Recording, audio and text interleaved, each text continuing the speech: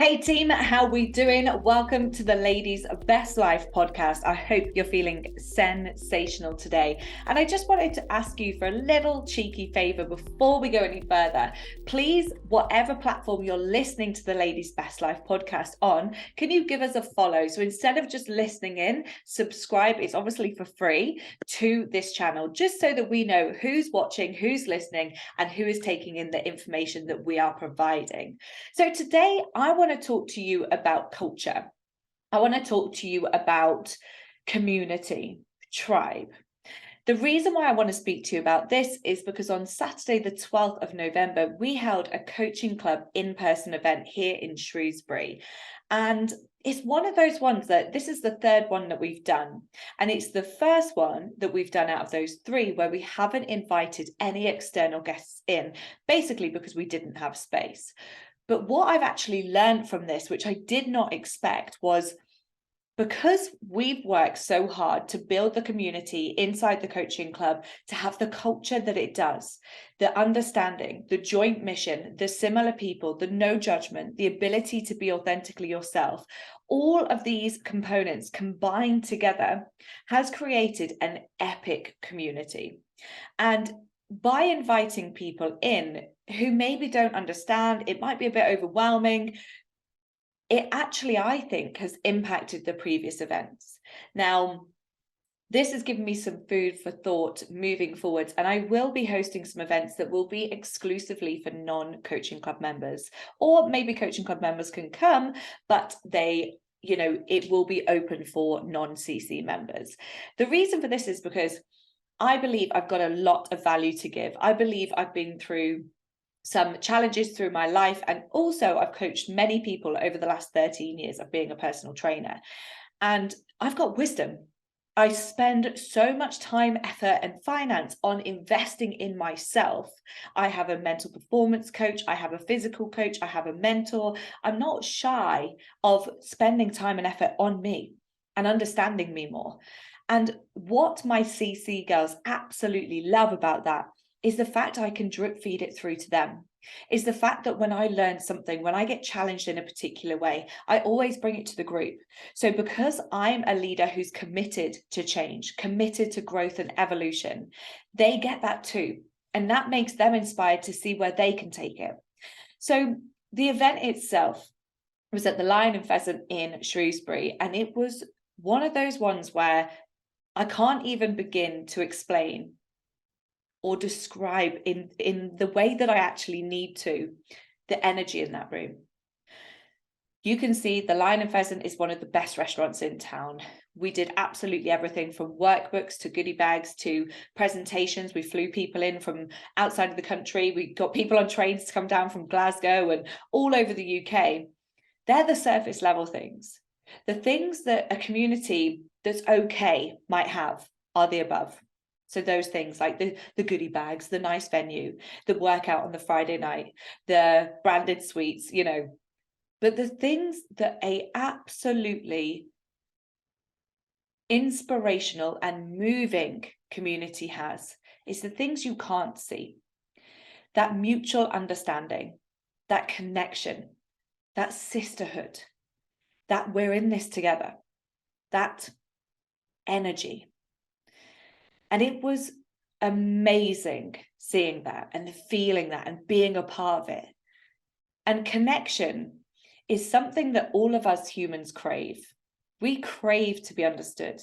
We crave to be connected. Yet so many people spend their lives people pleasing, staying friends with people that they have been friends with for years because it's the right thing to do, not actually thinking whether those friendships are bringing them anything anymore. People pleasing, not getting too big for your boots, don't forget your roots, all these little beliefs that we have weaved into our mind from maybe our parents, teachers, people in our childhood. But just stop for a second and think about your friends, maybe your partner, family members. Do they light you up? I know I've been friends with people in the past who I almost have to psych myself up to go and see them. And then I leave absolutely fucked. I don't have that anymore. I don't even have a single client inside the coaching club who I think, oh, fucking hell, got to go speak to this person again. I would happily pay these ladies for their time and pay for the coffee as well, because we have that mutual understanding and that connection. We are a sisterhood. And when you get that in your life, and it doesn't matter where you are in the world, like since COVID, it's really taught us that we don't need to be all of us in Shrewsbury in order to be part of a tribe. It doesn't need to be that way anymore. So wherever you are, think about your friends. Think about the ones that light you up. Can you spend more time with them? Think about the ones who don't. Think about the ones who drain you. And I'm not saying, like, I'm not a toxic coach at all. I'm not saying fuck the lot of them. I'm saying, how can we manage that better? How could we maybe do something different? So if you just meet up for a glass of wine and then you end up getting hammered and then you feel like shit the next day and it's because you're soothing yourself because you actually don't want to be there, can you ask to go for a walk instead? Get some fresh air. How can you manipulate, and that's often seen as a bad word, but how can you manage potentially the situation to benefit you more? How can we start putting you first? Because a common theme inside the CC is that the ladies have built their life upon people pleasing. And that could be in career, it could be family, it could be both, it could be friends, that they put everyone else before themselves. And then they wonder why they're in a body that they're unhappy in. Their mind is like, that inner critic is piping up all the time. They can't help but to have the glass of wine every night. It's because you're not meeting yourself where you're at. It's potentially because you don't have a community around you of people who light you up, people who get you. Look at where you're putting a face on. Look at where you're putting a show on, because that's exhausting. That facade is not reality. And it is absolutely exhausting. And you will actually find when you have the confidence to take off that mask, you can feel more connected. You will be able to be more vulnerable. People will accept you for you. And sure, some people will not want to be your friend anymore, potentially. It's happened to me, definitely. The stronger I've got in my power, the more I'm standing up for myself, the more I won't tolerate just being around people all the time who drain me. I did it with, swapping jobs from being a PT to an online coach. It let down so many people, but it was right for me. Freedom is my highest value. Being stuck inside a gym for 12 hours a day is not freedom. And sure, it's not easy. People are like, oh, it's all right for you. You had the coaching club. I created the coaching club and we're still evolving it now. We always will. But it takes for you to have that courage to go, okay, how else could we do this? So connection, collaboration, community, tribe, sisterhood. Where's yours?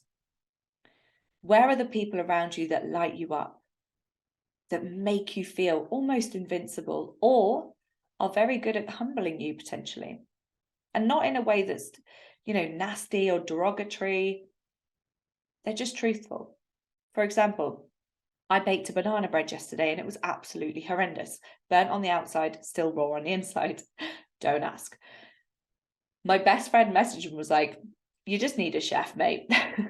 The kitchen is not your place. And she's right. I will try and learn. Like, I'm not going to be defeated by one banana bread. But friends tell truths, but they put it in a way that's respectful. And that is exactly also what a coach does. So just ponder on this throughout the week. Notice your energy. Notice how people make you feel. Because when you get to your next milestone birthday, you'll be either really glad that you started to meet yourself where you're at and surround yourself by people who make you feel good, or you might be a little bit disappointed in yourself that you ignored this human need. Have an incredible day. Take care.